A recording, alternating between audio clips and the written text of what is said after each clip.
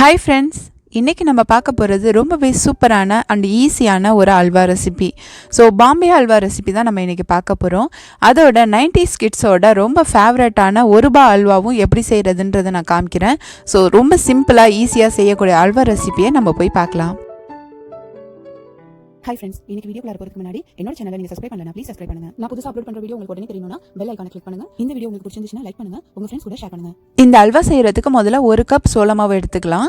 இதுக்கு நம்ம 2 டம்ளர் தண்ணி ஊற்றி மிக்ஸ் பண்ண போறோம். ஸோ தண்ணியை ஒரே நேரத்தில் ஊற்றி மிக்ஸ் பண்ணோம்னா கட்டி கட்டி ஆயிடும். ஸோ கரைக்கிறது கஷ்டமா இருக்கும். அதனால கொஞ்சம் கொஞ்சமா ஊற்றி மிக்ஸ் பண்ணிக்கோங்க. இந்த மாதிரி நல்லா மிக்ஸ் ஆனதுக்கு அப்புறமா பேலன்ஸ் இருக்க தண்ணி எல்லாத்தையுமே அப்படியே ஊற்றி மிக்ஸ் பண்ணிக்கோங்க.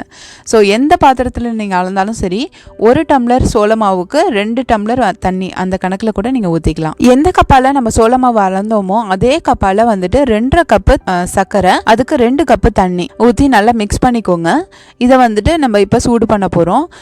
சர்க்கரை நல்லா கரைஞ்சி வரணும். இதுக்கு கம்பி பதம்லாம் கிடையாது. சர்க்கரை கம்ப்ளீட்டாக தண்ணியில் கரையணும்.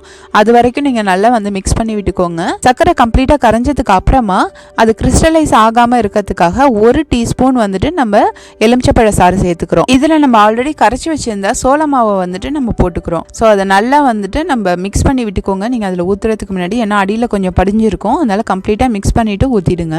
அடுப்பை மீடியம் ஃப்ளேமில் வச்சுட்டு நல்லா கலரி விடுங்க. இனிஷியலாக கொஞ்சம் கட்டி கட்டியாக இருக்க மாதிரி இருக்கும். ஆனால் நீங்கள் கலர அது நல்லா எல்லாம் சேர்ந்து வரும்.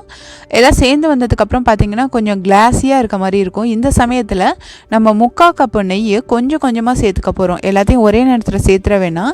கொஞ்சம் கொஞ்சமாக நீங்கள் நெய் ஆட் பண்ணிக்க போகிறோம். ஒரு சமயத்துக்கு 1 டேபிள் ஸ்பூன்லேருந்து 2 டேபிள் ஸ்பூன் வரைக்கும் நெய் விட்டுக்கலாம். அதுக்கப்புறம் கொஞ்சம் கலரி விடுங்க. கொஞ்சம் கேப் விட்டுட்டு மறுபடியும் அதே அளவு 1 டேபிள் ஸ்பூனோ இல்லை 2 டேபிள் ஸ்பூனோ ஆட் பண்ணிக்கோங்க. இந்த மாதிரி கொஞ்சம் கொஞ்சமாக இந்த நம்ம 3/4 கப் நெய்யுமே இதில் நம்ம போட்டு கிளற போகிறோம். ஆனால் கொஞ்சம் கேப் விட்டு நல்லா கிளறி அந்த நெய்யை அந்த அல்வா உள்வாங்கணும். அதுக்கப்புறம் தான் நம்ம அடுத்த ஸ்பூன் நெய் ஊற்றணும். இந்த மாதிரியே நம்ம கொஞ்சம் கேப் விட்டு கிளறிட்டே இருக்கலாம். இப்போ பார்த்தீங்கன்னா நல்லா இது கிளாஸ் மாதிரி வந்துடுச்சு. இந்த சமயத்தில் நம்ம 1/2 டீஸ்பூன் ஏலக்காய் பொடி சேர்த்துக்கலாம். ஏலக்காய் பொடி சேர்த்துட்டு நல்லா கிளறி விடுங்க. இந்த மாதிரி அல்வா நல்லா சேர்ந்து வந்ததுக்கு அப்புறமா நம்ம கலர் பவுடர் ஆட் பண்ணிக்கலாம். 1 பிஞ்ச் இல்லைன்னா 2 பிஞ்ச் ஆட் பண்ணிக்கோங்க. உங்களுக்கு வேணும்னா நீங்கள் ஆரஞ்சு கலரோ இல்லை எல்லோ கலர் கூட ஆட் பண்ணிக்கலாம். நான் இன்னைக்கு நல்லா ரெட் கலர் அல்வா செஞ்சுருக்கேன். ஸோ இதுக்கு காரணம் என்னன்னு பார்த்தீங்கன்னா, நம்ம சின்ன வயசில் எக்ஸ்பெஷலி பார்த்தீங்கன்னா 90s கிட்ஸ் எல்லாம் கண்டிப்பாக இதை சாப்பிட்ருப்பீங்க. 1 ரூபா அல்வான்னு சொல்லி விற்பாங்க. அதில் எதுவுமே முந்திரி எதுவுமே இருக்காது, பிளைனாக இருக்கும். இந்த அல்வா பார்த்தீங்கன்னா அதே சேம் டேஸ்ட்டு தாங்க.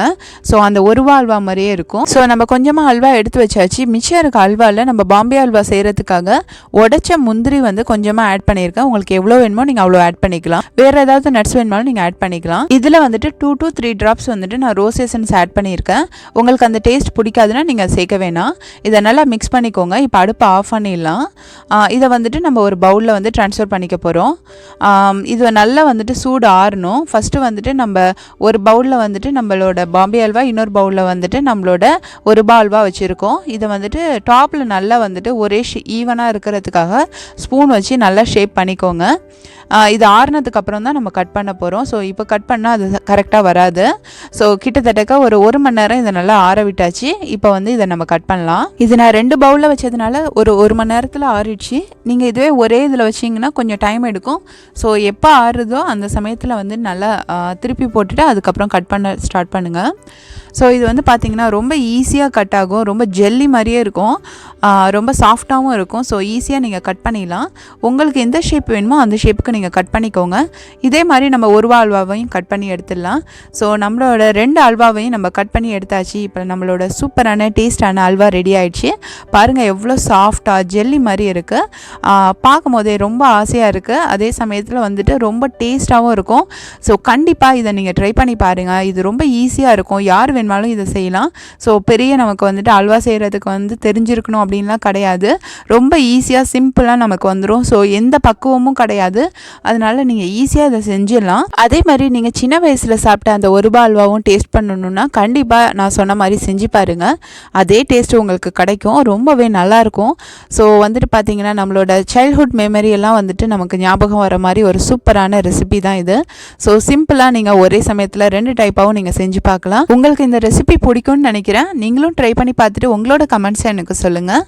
தேங்க்ஸ் ஃபார் வாட்சிங் my video. Thanks for your love and support.